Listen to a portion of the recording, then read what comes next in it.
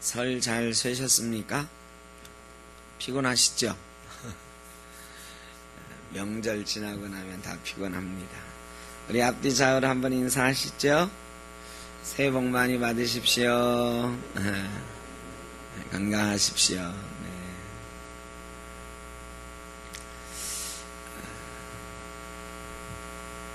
여러분 자랑할 만한 것들을 많이 가지고 계십니까?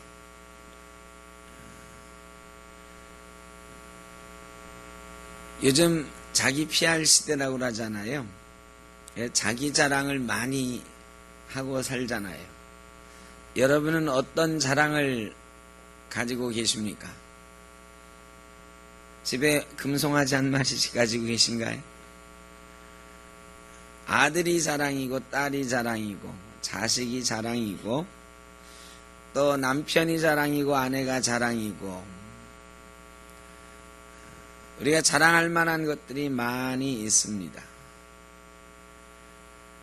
저도 이력서를 많이 써봤어요. 이력서 쓸 때 자기소개서도 같이 쓰는데 요즘 애들은 대학교 갈 때도 자기소개서 이런 거 쓰지요. 자기소개서 같은 거 쓸 때에 자랑거리를 쓴단 말이죠. 나는 이런 사람입니다 하면서 자기 자랑을 좀 해요. 저도 자기소개서 예전에 쓸 때에 어떤 자랑을 했는지 생각을 좀 해봤어요. 되게 교회의 이력서를 내는 거니까 저희 아버지가 목사라는 것을 자랑했던 것 같아요. 가정이 다 예수 믿는 가정이라는 걸 자랑하고 그 다음에 조금 쑥스러운 얘기입니다만 공부를 좀 잘했다 이런 것도 자랑했던 것 같고 학벌도 자랑했던 것 같고 심지어는 탁구를 잘 친다는 것도 자랑했던 것 같습니다. 또 목회적으로는 설교도 제법 잘합니다. 성경 공부도 잘 가르칩니다. 행정도 많이 해봤습니다. 뭐 이런 걸 자랑했던 것 같아요.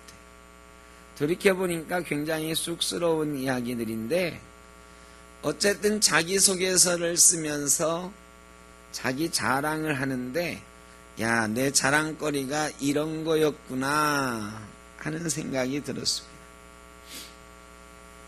좀 민망했어요. 우리 샘터교회 전도지가 있지 않습니까? 또 샘터교회 우리 엘리베이터 타고 딱 내리자마자 우리 샘터교회는 이런 교회입니다 하고 써붙인 거 보셨나요? 한 번도 안 읽어보셨나요? 이따 가다가 한번 읽어보십시오. 우리 교회는 뭘 자랑하고 있는가? 가만히 생각을 해봤어요. 거기에 써놓은 것과 상관없이 지금 우리가 생각하는 우리 샘터교회의 자랑이 뭔가? 여기 와서는 옥길지구로 이사 와서는 사실 이 대단치도 않은 성전 하나 이렇게 꾸며놓고 성전이 아름답다고 막 자랑합니다. 얼마 전에 다른 교회 목사님들 한 7분 정도 저에게 오셨었는데 다 큰 교회, 꽤 큰 교회들 목사님들이 오셨어요. 네, 지금 생각해보니까 참 민망하더라고. 그분들 앞에서 내가 얼마나 우리 교회 이 자랑을 했는지 몰라요. 방 이렇게 쭉 보여드리면서 방도 이렇게 많고 식당도 이렇게 잘 돼 있고 분당도 이렇게 예쁘고 멋있고 십자가도 이렇게 멋있다 막 자랑을 했는데 나중에 생각해보니까 야, 그 교회들 가면 우리 교회 예배당 이래봐야 그 교회 교육관 하나만도 못한데 뭐 이런 생각도 들고 좀 민망하더라고요. 근데 우리가 어쨌든 옥길지구에 와서 이 성전을 마련하고 난 다음부터는 이런저런 것들을 자랑하는 것 같아요. 근데 가만히 생각해 보니까 정말 중요한 자랑은 빠진 것 아닌가 이런 생각이 들어요. 자기소개서를 쓰면서 우리 아버지가 목사님이었습니다는 자랑했는데 제가 예수 잘 믿는 사람입니다. 이런 것은 자랑해 본 적이 별로 없는 것 같아요. 내가 예수 믿는 사람입니다. 성덕교회는 예수 잘 믿는 교회입니다. 이거 자랑했던 적이 별로 없는 것 같아요. 여러분 어떠십니까? 예수 믿는 거 자랑하고 계십니까? 뭐 그런 걸 자랑합니까? 그 당연한 걸 가지고. 그런데 가만히 생각해 보니까 아니더라고요. 오늘 말씀해 보니까 아니더라고요. 우리가 예수 믿는 것, 십자가를 알고 믿고 있는 것 자랑해야 되겠다. 중국의 공산당원이 9천만 명이 있대요. 근데 최근에 이 9천만 명 공산당원들이 어떤 연설문을 열심히 외우고 공부를 하고 있답니다. 그게 뭔고 하니 1.5 강화라는 거예요. 시진핑 국가주석이 1월 5일 날 10년 연설한 거, 그거를 외우고 공부하고 있대요. 시진핑 주석이 1월 5일 날 중국 전 국민에게 또 공산당원들에게 한 연설의 제목은 우리가 중국 공산당 인임을 잊지 말자 하는 것이었습니다. 그 내용을 조금 소개해 보면 웃기지도 않아요. 우리는 공산당인들이므로 공산주의의 이상과 신념을 확고하게 수립해야 한다. 사회주의는 필연적으로 자본주의를 대체할 것이며 공산주의를 실현하는 것이 인류사회 발전의 객관적 규율이다. 공산당원들은 자신들의 이상과 신념을 확고하게 하고 공산주의 사업의 정확성과 필연성에 대한 확신을 가져야 한다. 공산주의 이상을 확고하게 지속적으로 추구하면서 공산주의 사업을 위해 평생을 바쳐 분투해야 한다. 우리가 생각하면 참 진짜 웃기지도 않는 거지요. 그런데 여러분, 공산당들도 공산당원임을 자랑스럽게 생각하고 평생을 바쳐 분투하자 이렇게 연설하고 그것을 외우고 공부한대요. 오늘 우리가 읽은 말씀에 굳이 제목을 붙이자면 바울의 갈라디아 강화, 그 강화의 제목은 우리가 예수 믿는 그리스도인임을 잊지 말자 하는 것입니다. 공산당원도 우리가 공산당원임을 잊지 말자고 연설하고 노력하자 하고 있는데 우리가 예수 믿는 그리스도인임을 잊지 말고 자랑하고 자랑스러운 그리스도인 되기 위해서 노력하자 하는 것입니다. 그러면서 바울이 첫 번째 하는 얘기가 할례를 자랑하지 말라. 이 갈라디아 교회의 문제는 유대주의자들이 찾아와 가지고 너희 예수 믿는다면서 그래 우리 예수 믿는데 할례 받았니? 아니 우리 할례 안 받았는데 할례도 못 받고서 어떻게 예수 믿어? 할례도 못 받고 어떻게 구원받아? 하는 데서부터 문제가 시작된 거죠. 마지막으로 바울이 다시 한번 결론적으로 얘기합니다. 절대로 할례 받는 것을 자랑으로 여기지 말라. 유대인들이 할례 받으라고 하는 것은 첫 번째로 육체의 박해를 피하기 위함이다. 그리스도인 된 박해를 피하기 위함이다. 당시 로마의 지배를 받고 있었잖아요. 로마가 세계를 지배하고 있는데 이 정복한 나라들의 이 다스릴 때에 그 나라 종교에 대해서 인정을 해주는 분위기였어요. 유대를 정복하고 나서 보니까 유대는 유대교, 하나님을 믿는 사람들인데 이거를 무시했다가는 다스릴 수가 없겠어요. 그래서 유대교를 인정해줬어요. 제사장을 그대로 인정해주고 유대의 왕을 따로 세워줬어요. 그래, 로마 사람들은 유대인이다 그러면 그거 우리 황제가 인정해준 종교지 하고 인정을 해줬다고요. 그런데 예수님을 믿는 사람들은 좀 이상한 거야. 황제 숭배도 안 하고 황제한테 절도 안 한다고 하고, 그래서 그리스도인들을 박해하고 죽이기 시작했어요. 그리스도인들에 대한 박해는 좀 끔찍했잖아요. 화형을 시키고요. 살아있는 채로 사람을 태워 죽이고 산채로 사자굴에 집어넣고, 이런 핍박을 받으면서 그리스도인들이 공포에 떨고 있을 때에 유대인들이 말하는 거예요. 야, 너희 안 죽는 방법이 있어. 예수 믿어도 안 죽을 수 있다. 그게 뭐냐? 할례 받으면 돼. 그래, 로마인들이 와가지고 너 예수 믿는 사람이지? 그러면 나는 할례 받은 유대인입니다. 그러면 유대인은 우리가 인정하는 종교지 하면서 봐준다는 거예요. 그래서 그런 핍박을 면하기 위해서 할례를 받으라고 유혹하는 거죠. 예수를 믿든지 안 믿든지 상관없어. 예수가 중요하지 않아. 나는 당당하게 예수 믿는 사람입니다 말하지 않고 나는 할례 받은 사람입니다 말해서 죽음을 면하라는 거예요. 예수가 뒤로 숨어버리고 할례가 앞에 나서게 되는 거죠. 절대 그러면 안 된다. 그런 핍박을 면하기 위해서, 일시적으로 핍박을 면하기 위해서 예수를 부정하고 할례를 내세우는 일 하면 안 된다 하는 거예요. 두 번째로 유대인들이 할례 받으라고 하는 건 너희들의 육체로 자랑을 삼기 위해서다. 이 말은 뭐냐면 우리가 유대인이다, 우리가 아브라함의 자손이다, 이런 거 자랑하기 위해서라는 거예요. 어떤 사람이 예수 믿었어요. 예수를 처음 믿으니까, 교회에 처음 나오니까 예수 먼저 믿은 사람들이 막 와가지고 인사를 하는 거죠.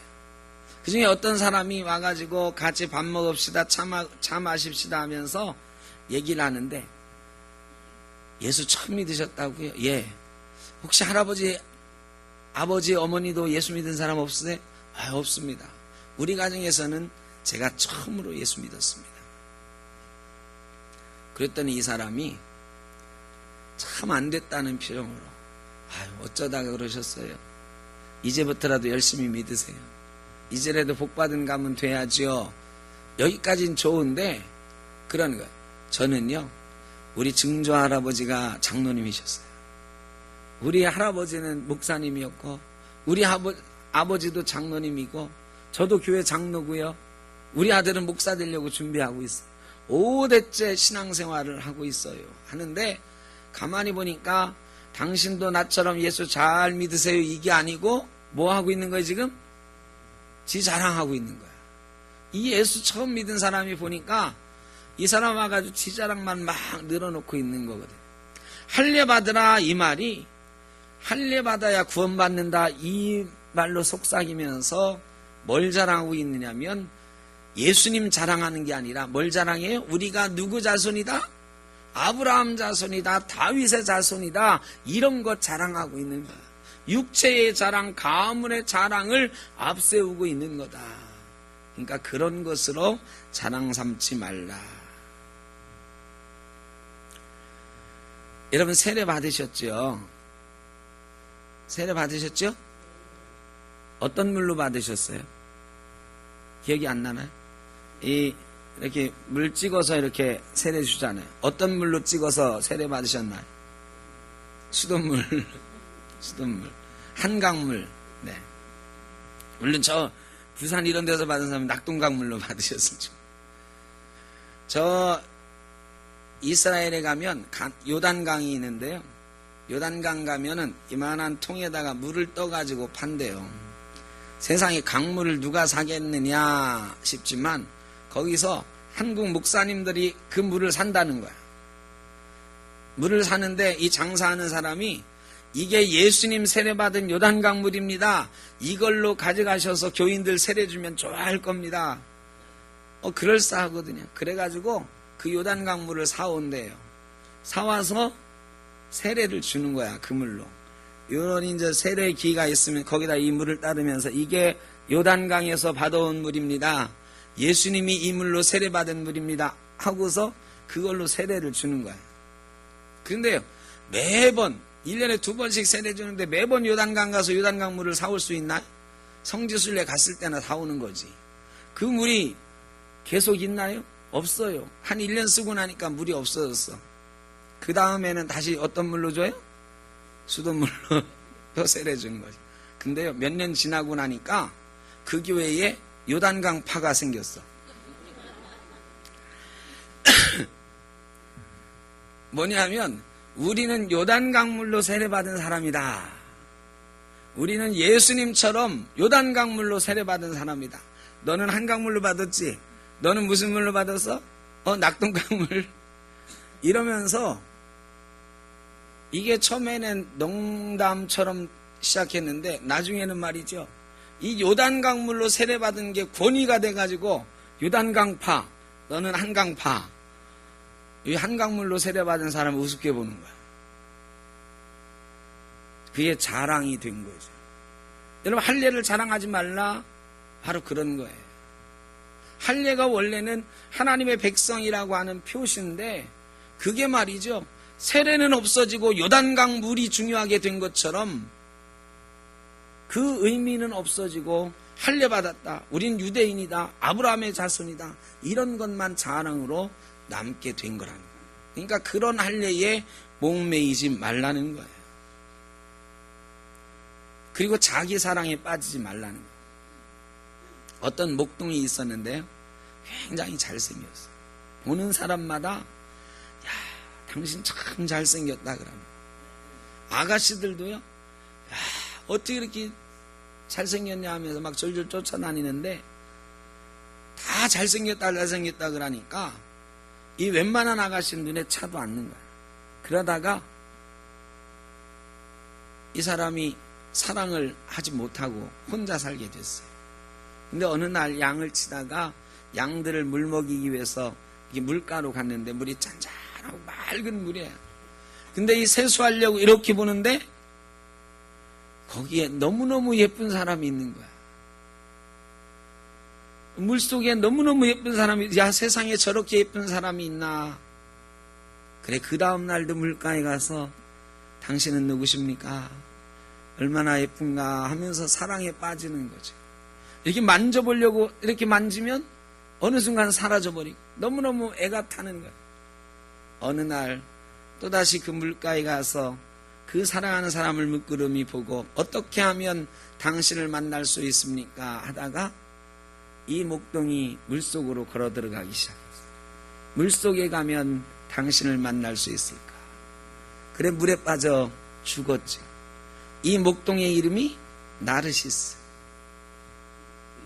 수선화라고 하는 꽃말의 이름이죠. 자기를 사랑하는 사람을 나르시즘에 빠졌다 그래요. 여러분, 할례당은 나르시즘에 빠진 거예요. 예수님을 사랑하는 것, 하나님을 사랑하는 것 중요하지 않고 내가 중요해지고 내가 대단해 보이고 할례받은 우리가 대단해 보이는 나르시즘에 빠져버린 거란 말이죠. 여러분, 그런 할례당에게, 갈라디아 교인들에게 바울은 다시 한번 말하는 거예요. 할례받은 것 자랑하지 말고, 할례 받을 생각하지 말고 십자가만을 자랑으로 여기나. 예수님의 십자가만이 하나님께로 우리를 인도하는 유일한 구원의 길이니 십자가만을 자랑하라. 나는 십자가만 자랑하노라 하는 것입니다. 목사인 것을 자랑한다고 구원받지 못합니다. 장로인 것을 자랑한다고 구원받는 것이 아닙니다. 권사라고 집사라고 예수 믿은 지 오래되었다고 몇 대가 예수 믿었다고 해서 구원받는 게 아니에요. 우리 가운데 십자가가 자랑이 되는가? 십자가를 자랑 삼고 있는가? 예수 그리스도를 자랑하고 있는가? 예수 그리스도만이 우리의 유일한 구원의 문인 줄로 믿습니다.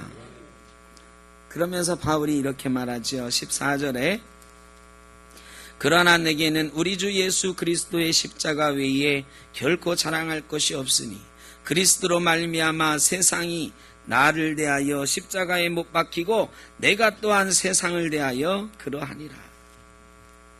여러분, 세상에 내세울 만한 자랑할 만한 것 많이 있다고 대단한 것이 아닙니다.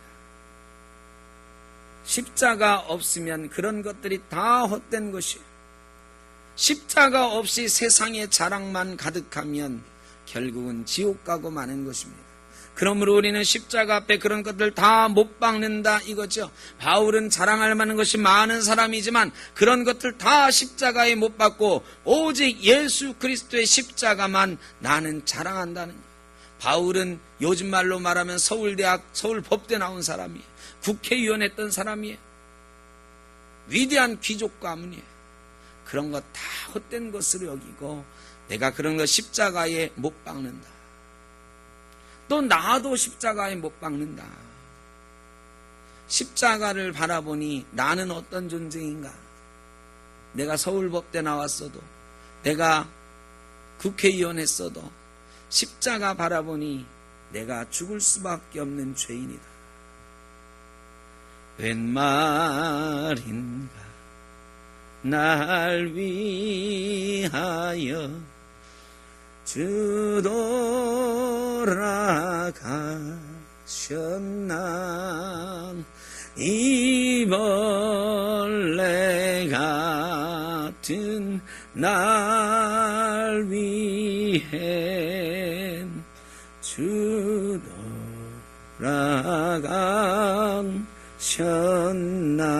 돌아가셨나. 십자가 생각하니 나는 벌레 같은 존재라.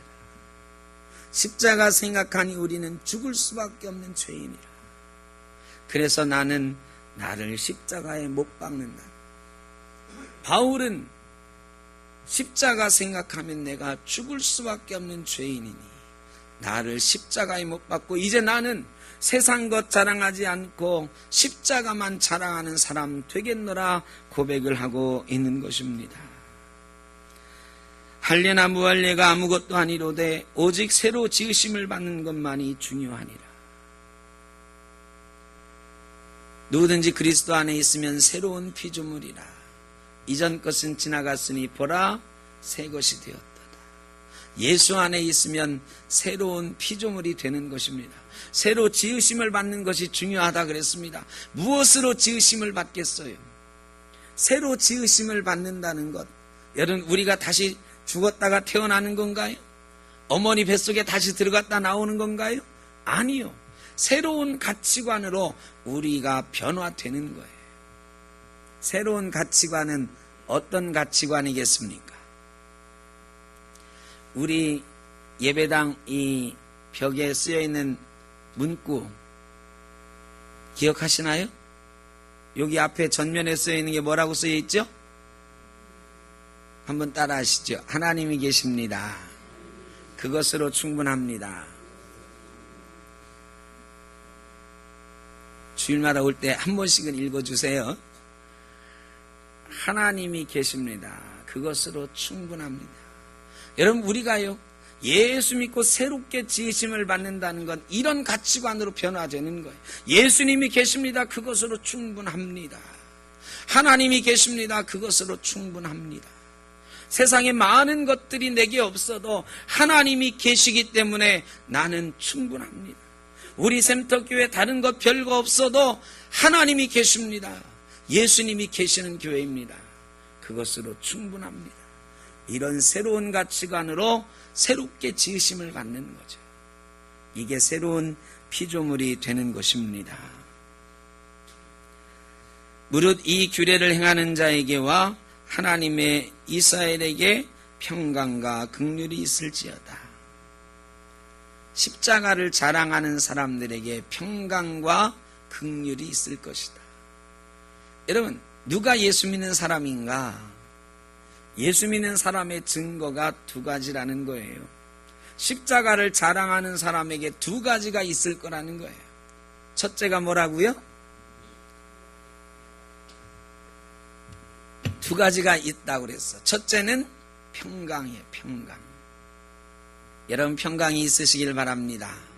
예수님이 부활하신 후에 제자들에게 나타나셔서 평강이 있을지어다 그랬습니다. 여러분에게도 평강이 있으시길 주의 이름으로 축원합니다. 예수 믿는 사람의 첫 번째 되는 증거는 평강이에요. 평화가 있는 거죠. 여러분 평화가 있으십니까? 평안이 있으십니까? 아니 나라가 이렇게 혼란스러운데 뭔 평화가 있어요? 금메달 따서 평화가 있나? 핵무기가 위협하고 말이죠. 지진이 막 일어나고 있어요. 한파가 몰아치고 밖에 나가면 미세먼지가 마스크 없이는 돌아다니지 못하게 만들어요. 나라는 혼란스럽고요. 경제는 어려워요. 우리의 주머니는 점점 가벼워지고 때로는 병들고 우리의 삶에 여러 가지 문제가 우리를 힘들게 하는데 여러분 그래도 평화가 있으십니까? 그래도 평안하시기를 바랍니다. 왜요? 예수님이 계시니까. 하나님이 계시니까. 평화는 사람이 주는 것이 아닙니다. 환경이 주는 것이 아닙니다.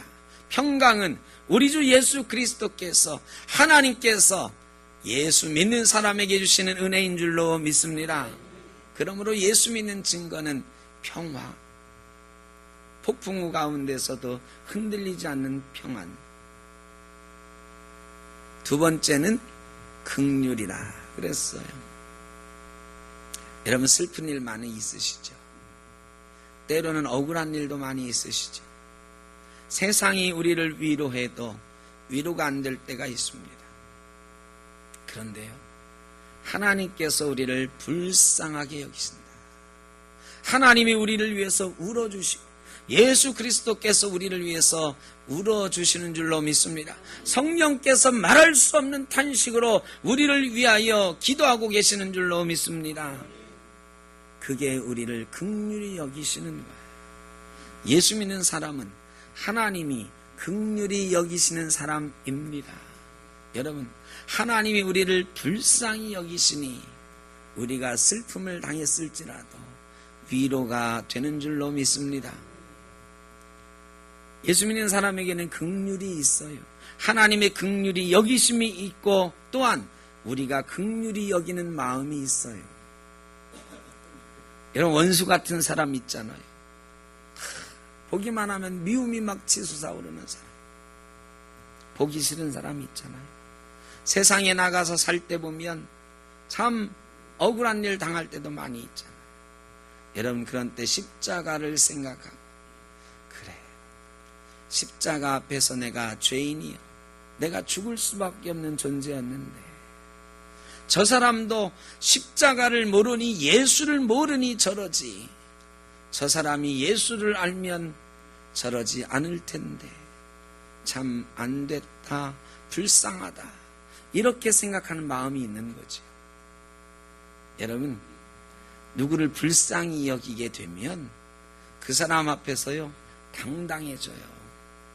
아무리 많은 걸 가지고 있어도 우리가 보면 어떤 사람? 불쌍한 사람. 예수가 없으면 불쌍한 사람이거든. 그 사람 앞에서 기죽을 필요도 없고 원망할 필요도 없어요.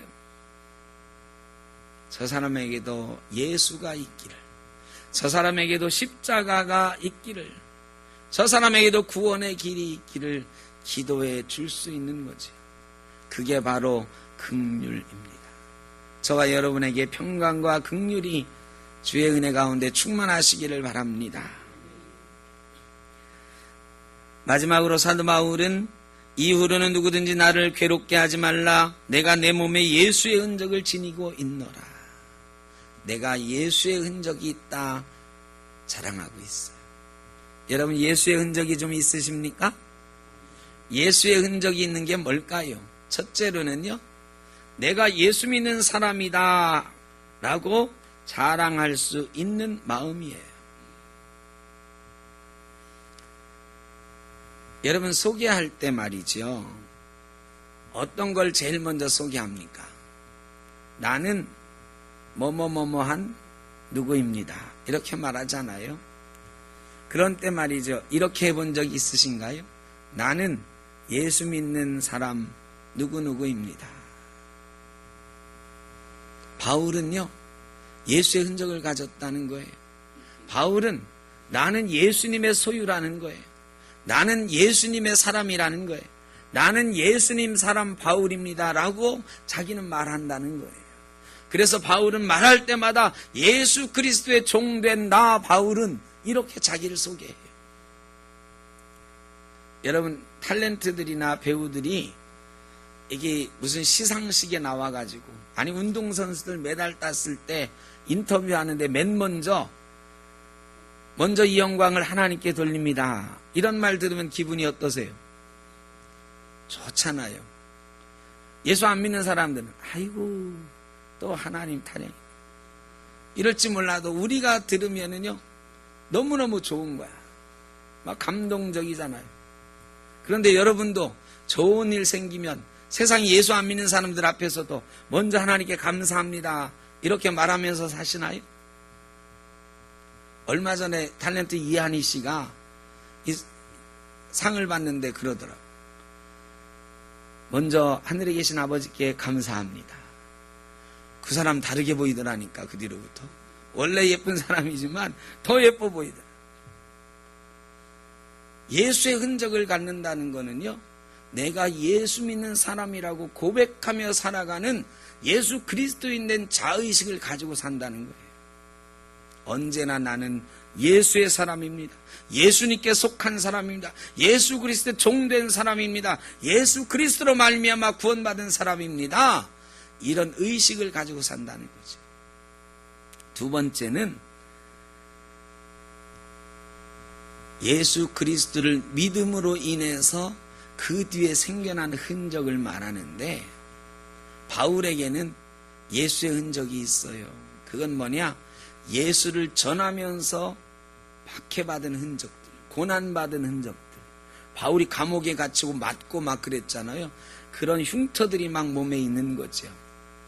제가 장로의 신학대학원을 나왔는데 거기에 가면 마페톨이라고 하는 홀이 있어요. 옛날엔 기숙사였거든요. 근데 이 마펫 선교사님을 기념해서 세운 건물이에요. 근데 이 마펫 선교사님이 옛날에 우리나라에 와서 선교할 때에 그분이 고초를 당한 적이 있어요. 하루는 어느 동네 가서 막 전도하는데요, 어떤 사람이 병을 깨가지고 이 예수쟁이 하면서 얼굴을 찔렀어요. 여러분, 유리로 이 찔린 상처는 이게 없어지질 않아요. 그 상처가 평생 남거든요. 이 마펫 선교사님 얼굴이요, 깨진 병에 찔려가지고 흉측하게 됐어요. 그런데 이 선교사님이 복음을 전하러 다닐 때마다 이걸 자랑하는 거야. 예수님이 십자가에 못 박힌 손발을 가지고 계신데 나는 예수님 때문에 찔린 흔적이 있습니다. 바울이 자랑했던 것처럼 나도 예수 전도하다가 이렇게 얼굴에 상처를 입게 됐는데 참 감사합니다. 영광의 흔적입니다. 여러분, 이게 예수의 흔적이에요. 그렇다고 우리가 다 병에 찔리자는 얘기가 아니고, 예수 믿으면서 예수 믿는 사람으로 가지고 있게 된 밖으로 드러나는 흔적이 있는가. 이게 쉽게 말하면요, 내가 누군가를 전도해서 예수 믿게 됐어. 그러면요, 그 사람이 나에게 있어서 예수의 흔적인 거예요. 여러분, 누군가 전도해 본 적이 있으세요? 그 전도한 사람이 지금 교회 잘 다니고 있나요? 그러면 그분이 나의 예수의 흔적인 거야. 남편이 예수 안 믿어요. 죽어라고 막 박해해. 그 고난의 기억들이 있어. 그런데 남편을 위해서 매일 울면서 기도하고 남편에게 헌신하고 예수 믿고 더 잘했더니 말이죠, 어느 날 남편이 예수 믿게 됐어. 그래 지금 같이 잘 나와. 그러면 사람들 앞에 그러는 거죠. 이 남편이 제 예수의 흔적입니다. 이 남편 때문에 제가 고난 많이 당했습니다. 그런데 내가 예수 믿고 십자가 자랑하면서 살았더니 우리 남편이 예수 믿게 되었습니다. 이런 흔적을 좀 자랑하라는 거예요. 여러분, 예수의 흔적을 많이 가질 수 있기를 바랍니다. 어떤 청년이 길을 가는데 백발노인이 눈앞에 나타나더니 나에게 팔아라 그러는 거예요. 나는 아무것도 가진 게 없어, 팔 게 없는데 그랬더니 아니, 너 가진 거 나한테 팔아라. 뭘 팔까요? 그림자를 팔아라. 여러분, 그림자 다 있으시죠? 그림자는요, 실제로 내가 가지고 다니는 게 아니고 햇빛이 비치면 생기는 허상이잖아요. 그늘이잖아요, 그늘. 그래서 이 청년이 생각해 보니까 그림자 이거 별로 쓸모없는 것 같아. 그림자 없어도 되잖아요. 그래, 얼마 주실 건데요? 그랬더니요, 금덩어리를 이만큼. 이 청년이요, 이게 웬 횡재냐 하고 그림자를 팔았어요. 할아버지가 그림자를 뚝 띄더니 둘둘 말아가지고 호련히 사라졌습니다. 이 청년이 이 금덩어리를 들고 쫓아가지고 그 다음날 이제 시장을 보러 나가는 거예요. 장을 보러. 이제 좋은 것도 사고 많은 먹을 것도 많이 사고 차도 사고 막 꿈에 부풀어서 나갔습니다. 이 장을 보러 막 가는데 갑자기 어떤 아이가 말이죠, 이 청년을 보더니 저 아저씨 그림자 없다 하고 소리를 지르는 거예요. 사람들이 뭐 그림자가 없어? 그게 무슨 말인데? 한두 사람이 이렇게 쳐다보기 시작. 정말로 저 사람 그림자가 없네. 햇빛은 쨍쨍인데 우리는 다 그림자가 있는데 저 사람 그림자가 없다. 여러분, 햇빛이 쨍쨍한데 그림자 없는 사람 보면 어떤 생각 들까요? 귀신이다. 저 사람 귀신인가 보다. 사람들이 막 몰려들었어요. 그래야 이 청년을 향해서 너 귀신이냐? 악령이냐? 유령이냐? 아니, 저 마을에 사는 누군데요? 맞아, 저 마을에 사는 누구 맞는데? 너 근데 그림자 어쨌어? 팔았다는 얘기는 참아 못하고 이 청년이 그만 집으로 들어갔어. 그리고는 다시는 밖을 나가질 못하는 거예요. 왜? 그림자 없으니까. 빛이 있는 곳에는 다니질 못하는 거예요. 그런 청년에게 편지가 한 통 왔어요. 약혼한 처녀에게 편지가 왔습니다. 나는 당신과 결혼할 수 없습니다. 그림자 없는 사람하고 어떻게 결혼을 합니까? 이 청년이요, 할아버지를 찾아 나섰습니다. 그림자를 다시 사야 되겠다. 그런데 아무리 쏘다녀도 그 할아버지를 찾을 수가 없어요. 그래서 결국은 그 할아버지를 찾아다니다가 이 금덩어리는 써보지도 못하고 길에서 그만 죽고 말았다. 여러분, 사람에게는 그림자가 있어야 됩니다. 빛이 비추면 그림자가 있어야 됩니다. 빛이 비추는데도 그림자가 없는 사람은 허상이에요. 귀신이에요. 여러분, 예수 믿는 사람에게는 예수의 그림자가 있어야 되는 줄로 믿습니다. 예수 믿는다고 하면서 예수의 빛이 우리에게 비추는데도, 하늘의 빛이 우리에게 비추는데도, 성령의 빛이 우리에게 비추는데도 예수의 그림자가 없다면 우리는 허상이다. 껍데기만 예수 믿는 거예요. 진짜로 예수 믿는 게 아니에요. 예수 믿는 우리에게는 예수의 흔적이 있어야 되는 것입니다. 공중 화장실 벽에 아름다운 사람은 머물다 간 자리도 아름답다. 이런 말이 있습니다. 예수 믿는 사람은 그 그림자도 아름답습니다. 예수 믿는 사람은 아름다운 예수의 흔적이 있어야 되는 것입니다. 여러분, 예수의 흔적을 많이 만드시길 바랍니다. 예수 믿는 마음을 가지고, 예수 믿는 그림자를 가지고, 예수 믿는 흔적들을 만들어가는 시간, 바로 사순절이 좋은 기회입니다. 혹시라도 이제까지는 생각하지 않았더라도 이번 사순절, 오늘이 사순절 첫 번째 주일인데 예수 믿는 흔적들을 많이 만들어 가시는 귀한 절기가 되시기를 바랍니다. 십자가를 자랑하며 예수를 자랑하며 예수의 흔적을 가지고 하늘나라 가는 그날까지 아름다운 성도로 살아가는 저와 여러분 되시기를 주의 이름으로 축원합니다. 기도하겠습니다. 사랑의 아버지 하나님, 십자가를 자랑합니다. 예수의 흔적을 자랑합니다. 세상에서는 보잘것없으나 십자가가 있고 예수님 계시고 예수님의 흔적이 우리에게 있으니 자랑합니다. 하나님의 영광을 드러내는 아름다운 성도로 이 땅에서 살아가게 하여 주옵소서. 예수님의 이름으로 기도드립니다. 아멘.